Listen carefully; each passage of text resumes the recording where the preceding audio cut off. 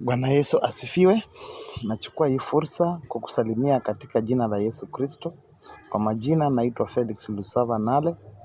Leo ningependa kuzungumza na wewe kuhusu huyu mwanamke aliyegusa upindo wa nguo ya Yesu.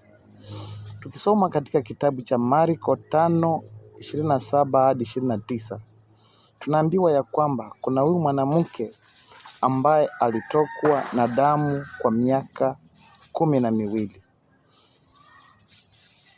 Ningependa kusema hivi, mtu kutokwa na damu kwa miaka 12 si jambo rahisi. Hiyo ni machungu na ni chukizo. Mtu kama huyu hawezi kaa mahali watu wapo. Inakuwa ni fedhea, inaweza kuwa ni kejeli, inaweza kuwa ni shida katika maisha ya huyo mtu. Huyo mtu anaishi katika njia ya unyonge, njia ambayo hawezi tangamana na watu.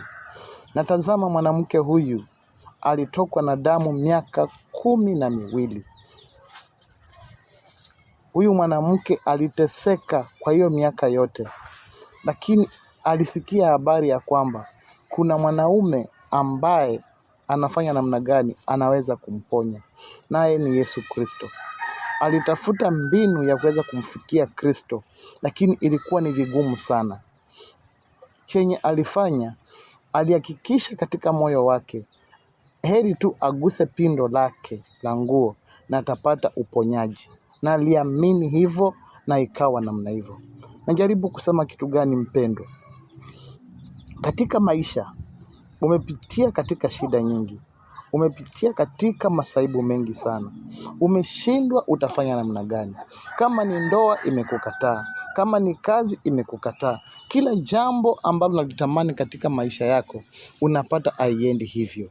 Wacha nikwambie leo, utakapomtafuta Kristo, utakapomtafakari katika mawazo yako, Kristo ataonekana katika maisha yako na utapata uponyaji. Leo hii ninazungumza na wewe unayenitazama masaa haya na majira haya. Shida na taabu zenye unapitia, nina imani ya kwamba utakapomkabidhi Bwana Yesu, atatenda jambo katika maisha yako na atasimama na wewe katika kila hali. Ninajua kutoka mwaka huu ulipoanza, umeteseka, umehangaika. Ninakuombea tulipoingia katika huu mwezi wa Disemba na Januari itakapoendelea, nina imani ya kwamba Mungu atatenda jambo katika maisha yako. Nina imani utakapomwamini Kristo, atafanya namna gani? Atatenda kitu katika maisha yako. Natazama mwanamke huyo alipogusa Yesu. Yesu aliweza kushtuka na akahisi ya kwamba kuna mtu amegusa nguo yake na kuna nguvu fulani zimeweza kumtoka.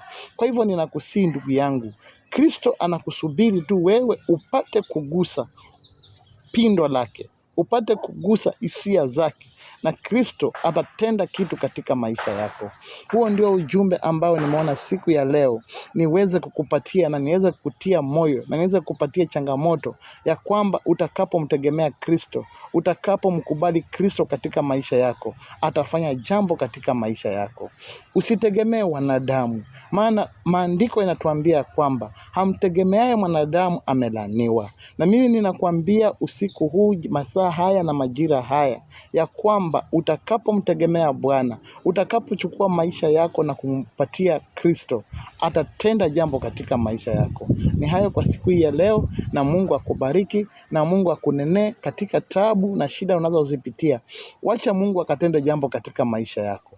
Mtegemee na umwamini, naye Mungu atasimama pamoja na wewe, naye Mungu atakutetea katika kila janga unalolipitia. Naomba haya nikiamini ya kwamba Mungu atatenda kitu katika maisha yako, na ninakuachia hapo na upate kubarikiwa na uwe na usiku mwema. Asante sana.